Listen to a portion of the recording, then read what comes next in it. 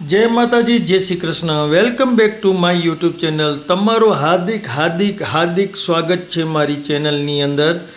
તો જો મિત્રો, આજે આપણે માણસો તો હમણાં એટલી બધી તકલીફ ને કે ના પૂછો વાત. જો જાતે મશીન હમણાં લગાતાર 20 થી 25 દિવસથી ચલાવવું પડે છે અને બહુ જ માણની તકલીફ.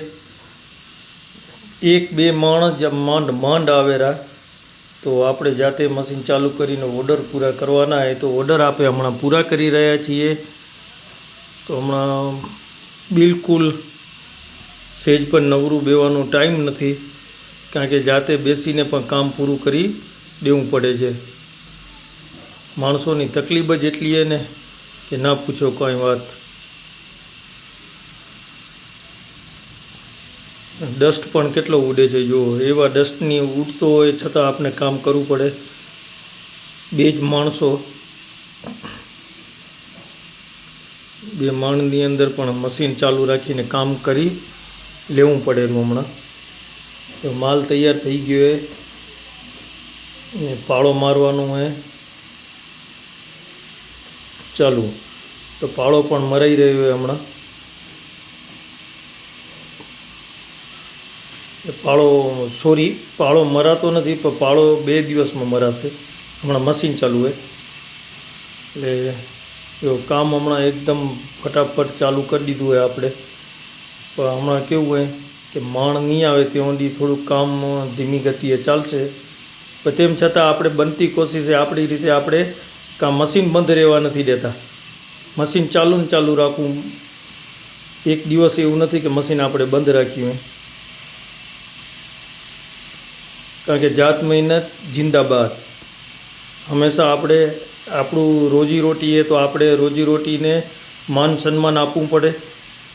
તો એટલે આપણે માન સન્માન હાથે આપણે કામ કરવાનું ને માથે નિયાણીઓના આશીર્વાદ હોય, દીકરીઓના આશીર્વાદ હોય તો બીજું આપણે શું ખપે. માતાજી, મા ઉમા, મા જોગમૈયા ને મા મોગલ, એના તો સદાય આશીર્વાદ આપણા ઉપર હે જ. તેમ છતાં અમુક માણસોના પણ આપણે ઉપર આશીર્વાદ હે કે એ માણસો થકી આપણે આગળ વધી. નિયાણીઓના આશીર્વાદ તો હંમેશા આપણી સાથે જ રહેલા, એટલે એમાં કાંઈ હોય જ નહીં. એટલે કોઈ પણ જાતની આપણે તકલીફ આવતી નથી.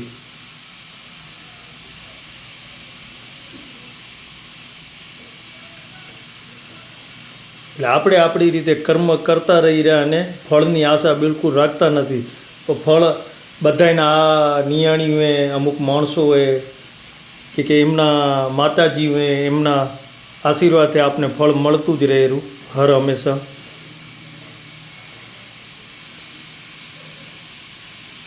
જો કામ પણ એકદમ ફટાફટ થાયેલું ચાલુ હોય મસ્ત કામ બધાના આશીર્વાદથી.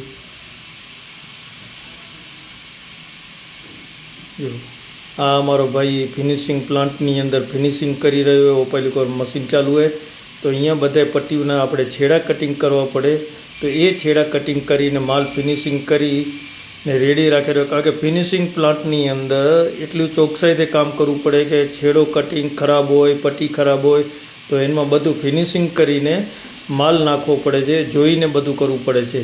ને ત્યારબાદ આપણે થાકી ગયા હતા, માણસો ઓછા હોય એટલે. તો માણસોને કીધું કે 1 કલાક બાકી છે તો આપણે બગીચો હોય આપણા ઓફિસની બાજુમાં, તો બગીચાનું રિનોવેશન કર્યું. આપણે સાફ સફાઈ કરી અને એની વાડ બનાવી કમ્પ્લેટ. વાડ બનાવી કરીને આપણે કમ્પ્લીટ કરી દીધું. અને કારણ કે આપણે ફૂલ છોડના રોપા વાવવા જોઈએ. આપણા મંદિરે માતાજીને દરરોજ સવારમાં ફૂલ માતાજીને ચડાવવાના, એના માટે આપણે રિનોવેશન કરવાનું હતું. તો ચોખ્ખાઈ તે પણ રાખવી પડે. તો આપણે જો બગીચાને એકદમ ક્લીન કરીને વાડ કરી દીધી. 1 કલાકનો સમય હતો તો માણસોને કીધું તો માણસોએ ને નાનકડા ભાઈએ વાડ બનાવી દીધી અને ક્લીન કરી દીધું, સાફ એકદમ મસ્ત. જો બાગ બગીચો આપતો મસ્ત. કેવા સુંદર મજાના ફૂલ થયા જુઓ તો ખરા તમે. ખરેખર આ ફૂલની આટલી સુંદરતા છે.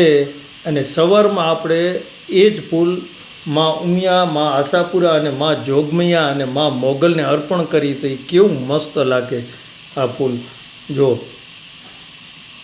કેટલું સુંદર હે, નજીકથી તમને એકદમ બતાવું ફૂલ જો કેટલું સુંદર હે છે, કલર પણ એટલો સુંદર, ખીલેલા ફૂલ પણ એટલા સુંદર. તો આ જ ફૂલ આપણે માતાજીને ચડાવવાના, એટલે નીચે સાફ સફાઈ કરી લાલાએ અને ક્લીન કરી નાખ્યું હોય, અને બાઉન્ડ્રી બોર્ડર પણ બનાવી દીધી આપણે, એટલે કોઈ પણ ગાયો કે ભેંસો આવીને એમને નુકસાન ન કરી શકે એના માટે આપણે બોર્ડર પણ બનાવી દીધી છે લાકડાની. એટલે એકદમ ક્લીન કરી દીધું હોય, મસ્ત બનાવી દીધું હોય, જોરદાર એકદમ જો કેટલું મસ્ત. સાથે સાથે હમણાં ઝાડવામાં પણ નવા પાન આવ્યા એટલે એ પણ એકદમ ક્લીન મસ્ત દેખાય રહે ઝાડે.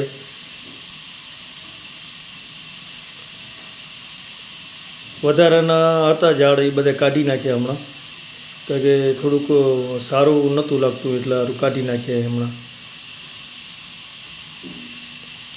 તો આવા જ વિડીયોને અમારા જોવા માટે લાઈક કરો, શેર કરો અને સબસ્ક્રાઈબ કરો. તો બીજા વ્લોગમાં મળીએ, ત્યાં સુધી બધાને મારા જય માતાજી.